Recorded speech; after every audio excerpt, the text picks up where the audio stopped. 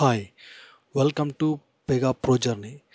In this series of video, you have to learn all Pega concept from the scratch to basics, basics to advanced, advanced to pro level.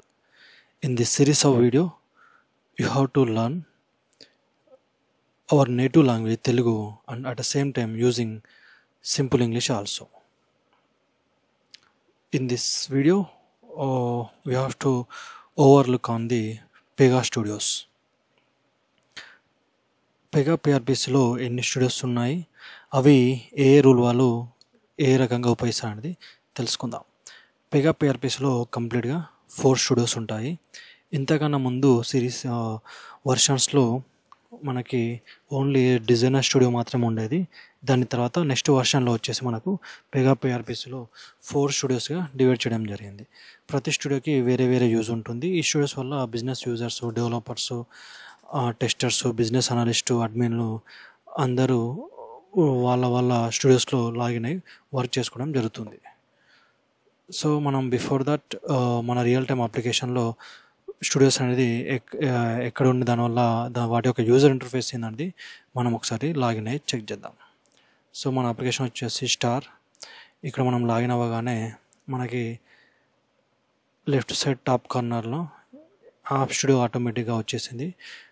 App studio, development studio, prediction studio, admin studio. App studio యొక్క user interface ఈ రకంగా ఉంటుంది. అదేవిధంగా development dev studio వచ్చేసి dev studio యొక్క user interface మనకు ఈ రకంగా ఉంటుంది. ప్రిడిక్షన్ స్టూడియో మనకు ఈ రకంగా యూజర్ ఇంటర్ఫేస్ వస్తుంది. అడ్మిన్ స్టూడియో యొక్క యూజర్ ఇంటర్ఫేస్ ఇలా ఉంటుంది. సో ఈ 4 స్టూడియోస్ రిలేటెడ్ మనం కంప్లీట్గా చూద్దాం. ఇప్పుడు యాప్ స్టూడియోస్లో మనం 4 స్టూడియోస్ అనుకున్నాము అప్లికేషన్లో. App studio, developer studio, admin studio and production studio. App studio వచ్చేసి మనకి ఎవరికి యూజ్ అవుతుందంటే బిజినెస్ యూజర్స్కి, అదేవిధంగా బిజినెస్ అనలిస్ట్ వాళ్ళకి ఉపయోగించడం జరుగుతుంది. యూజ్ ఏంటి అసలు అంటే కేస్ స్టెప్ డిజైన్ చేయడం కానీ, stages, steps, data క్యాప్చరు, user interface screen build చేయడం కానీ, డ్రాగ్ అండ్ డ్రాప్ మెథడ్లో ఈజీగా మనం అర్థం చేసుకోవాలంటే బిజినెస్ పీపుల్కి కూడా అంటే కోడ్ అనేది అవసరం లేకుండా drag and drop method application flow action వాళ్ళు తయారు చేసుకోవచ్చు అన్నట్టు. సో ఈ అయితే టెర్మినాలజీ ఉందో case types, design, stages, steps మనం ఈ సిరీస్ ఆఫ్ వీడియోస్లో మనకు కంప్లీట్గా నెక్స్ట్ స్టెప్లో అర్థమవుతుంది. డెవ్ స్టూడియో మనం చూసిన దాంట్లో డెవ్ స్టూడియో ఒకటి. అసలు ఇది ఎవరికి పోయిందంటే కంప్లీట్గా డెవలపర్స్ అంటే Pega technical team, Pega technology ఎవరైతే ఉందో నాలెడ్జ్ వాళ్ళకి కంప్లీట్గా డెవలప్మెంట్ అంతా ఈ డెవ్ స్టూడియో ఉపయోగించేసి చేయడం జరుగుతుంది. Advance configuration, rules creation, activities, data pages, integration extra, అదేవిధంగా class structures, data models, easy లాంగ్వేజ్లో టెక్నికల్ డెప్త్ ఉన్న వాళ్ళకి ఇది చాలా ఉపయోగపడుతుంది. అంటే కంప్లీట్గా డెవలప్మెంట్ ప్లే గ్రౌండ్ ఇది డెవ్ స్టూడియో అన్నట్టు.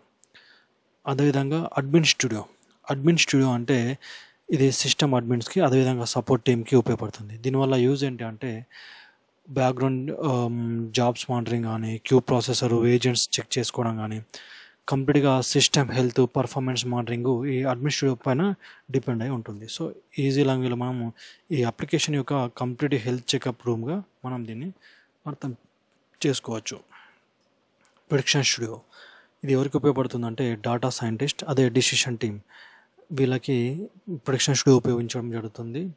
యూజ్ ఏంటంటే ఆర్టిఫిషియల్ ఇంటెలిజెన్స్ కానీ, మిషన్ లెర్నింగ్ కానీ మోడల్స్ బిల్డ్ చేయడం దానికి, అదేవిధంగా ప్రిడిక్టివ్ అనలిటిక్స్, అదేవిధంగా సిడిహెచ్ కస్టమర్ డిసిషన్ హబ్ అంటే NBA next best action implementation ఇది ఉపయోగించడం జరుగుతుంది.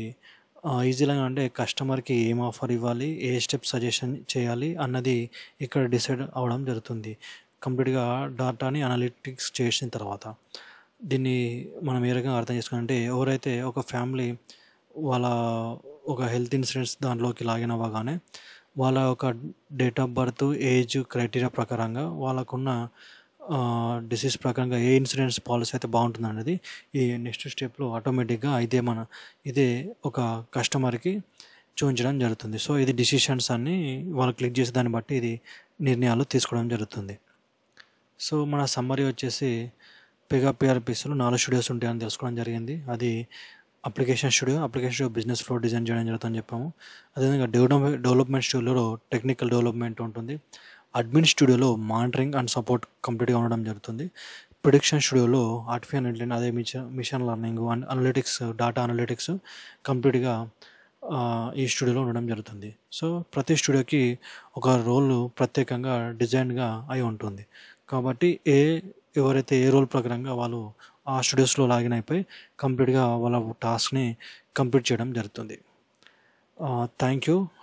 నెక్స్ట్ వీడియో సిరీస్లో నెక్స్ట్ టాపిక్తో మళ్ళీ మనం ఈ పెగాని కంటిన్యూ చేద్దాం.